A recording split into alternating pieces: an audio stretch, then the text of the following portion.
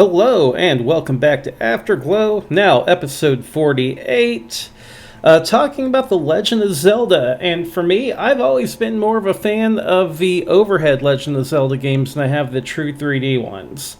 I really enjoyed... This would be the first one I really got into, Link to the Past, although I did go back and play the original and liked it. And I enjoyed the Game Boy Advance Link's Awakening along with the Switch remake, and there was Link Between Worlds in the 3DS. I thought was a blast. Those are probably my favorite Zelda games. I did play some of the 3D ones too, and for them, they're kind of hit and miss for me. I know everyone else loves Ocarina of Time, and I got it for the 3DS, but I couldn't really get into it. To be honest, the only 3D game I got into was really Breath of the Wild, surprisingly. But today we're talking about the game that actually got me into the franchise, which is A Link to the Past. So we're going to take a quick music break and then we'll jump into the game.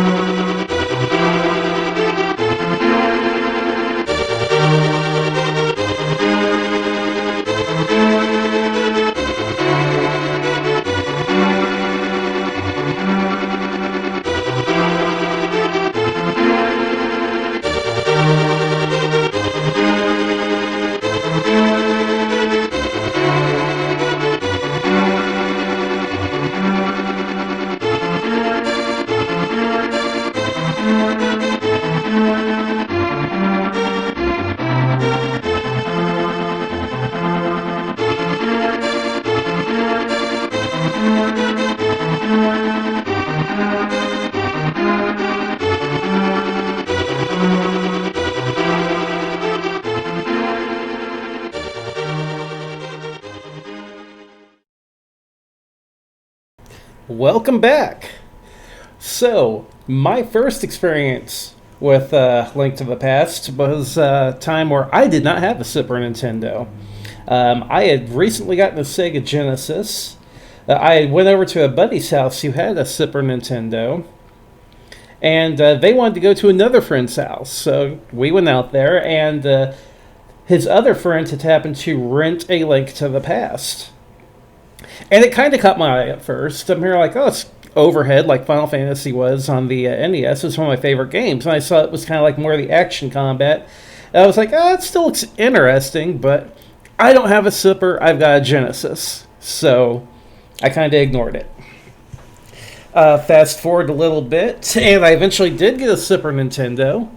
And I had another buddy who had a copy of the game.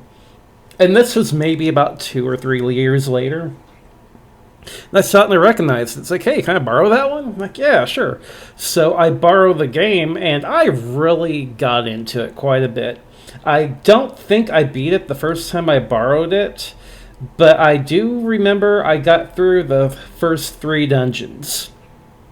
And the game totally teases you with those first 3 dungeons, in my opinion, because you beat that final dungeon...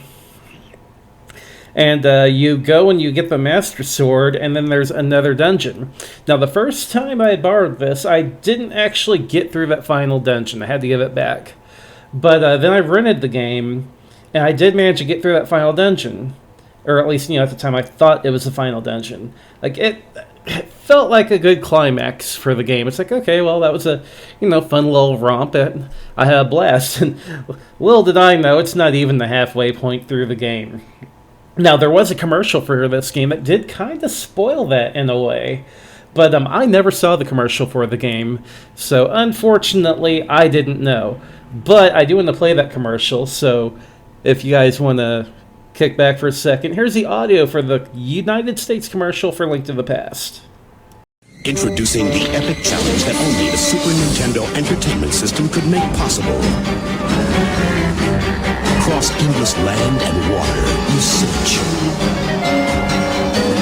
Deep into a parallel world where light becomes dark, you search. And just when you think your search has ended, you find it's just begun.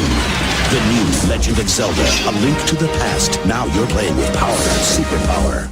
Now, if I had heard that commercial, I probably would have known, hey, there's going to be a lot more to it. But I didn't know of the commercial. So that was pretty well the end of it. Now, thinking back, I should have seen it because of all the empty spots in the inventory. But, I thought maybe I just turboed through the game and I missed a lot of stuff and I could go back and explore. No. There is an entirely new world to explore with a lot more dungeons, and it's also a lot more difficult. But I had an absolute blast as a kid hunting down where all these dungeons were, in some cases how to get into these dungeons after I found them, and then digging through the dungeons for the items, figuring out how to take on all the bosses. Once you know it, it's ingrained in your head. But The Legend of Zelda is one of those games that, as far as Link to the Past, the first time you play it, as long as you don't have a guide, it is a heck of an adventure. And in my opinion, it's something that I hope other people get to experience. It's a lot harder to experience it these days with the internet just everywhere. Like, any answer to any question, you can usually look up online these days. Like, back whenever I played Zelda, I didn't have that. You had to grind your way through and figure it out. And sometimes you could figure it out quickly, and sometimes you'd spend 4 or 5 days trying to find a way into the swamp in the Dark World to figure out how to get in there to keep getting the crystal. Yeah. Actually, my first foray in the Dark World was kind of tricky, because the first dungeon, there's a monkey you find. And you have to pay him in order to let you in to the first dungeon. And you can choose not to pay him, and if you don't pay him, well, you're just not getting in. Unless there's one way that I don't know about, which could very well be. But I'm pretty sure you got to pay that monkey to get in. But it was such a good game. And, of course, had to give it back to my buddy. Once emulation became a thing, I did totally emulate it, and I played it again, this time knowing a bit more about what to do and how to do it. But then the Game Boy Advance port came out, and I instantly snagged it. And it was a very well done port. I never got the chance to do the other half of the game, which was like the four-sword adventure mode. But I did like the little enhancements they made to this game on the Game Boy. For example, Link no longer had pink hair. He had blonde hair, if I remember right. He had a little bit of audio, some sound clips whenever he was swinging the sword. You get the ha sound whenever he was swinging. Honestly, of all the Super Nintendo games that got ported to the Game Boy Advance, this one I think is one of the best ones. And, of course, I did replay it later whenever it came out for the Wii. I got the Virtual Console version of it. Replayed it again for Switch Online. But, again, I do feel like the definitive version is probably surprisingly the Game Boy Advance version, which didn't really see any re-releases to the best of my knowledge. I could be incorrect on that, because I did skip out in the Wii U era. But that's something that I just want to talk about a little bit. The fact that it's hard to replicate the experience that this game gave you back then, where you didn't have the ability to go online and look it up. Like, you could go purchase a player's guide. I don't know if there's one for this one off the top of my head. Of course, there's always Nintendo Power. But, just the requirement of you to either have to figure it out on your own, or maybe you had a friend who you could explore the game with together. Maybe, he'd have an idea that you wouldn't have, or vice versa. Like, such a cool thing that you really don't see these days. But it's a game that I still go back to today, because there's a hack for the game that randomizes the items in the chest, and you can also choose a different sprite for your main character. And to this day, I'll replay this game in the randomized mode, where all the loot and all the chests will be completely moved around, which changes how you play the game. And it's so cool. It's like playing a new game every time for the most part. I love it. But that is pretty well going to be it for my memories, at least, of Link to the Past. It's what got me into Zelda, though. And no, I'm not really into the 3D games outside Breath of the Wild, which, wow, did I get into that game. But, like I said, all of the 2D overhead Zeldas, I absolutely love that style of game. And even to this day, like, games that kind of have that feel, like, to me, Binding of Isaac kind of has a Zelda feel, other than the fact that the items are randomized and everything is a dungeon. There is no overworld. But outside of that, it kind of has a Zelda-ish theme to it that I really, really enjoy. But this is going to be a kind of long outro because I don't want to cut this song. I'm going to play the entire epilogue closing from Link to the Past just because I love this track. I don't feel like I can cut it in a good spot. Like, I feel it needs to be taken in as a whole. So let's enjoy that before we close out the episode.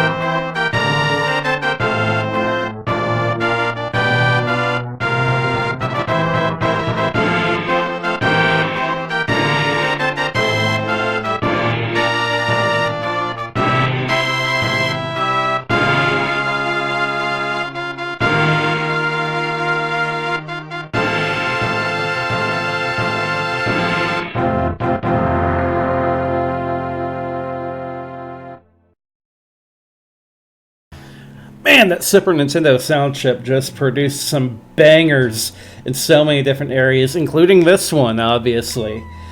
But I'm going to go ahead and close out the episode with that, after, of course, we get the credits. There's a Discord. If you check the episode notes, you'll see the Discord link, along with a Patreon link if you would like a shout-out at the end of every episode.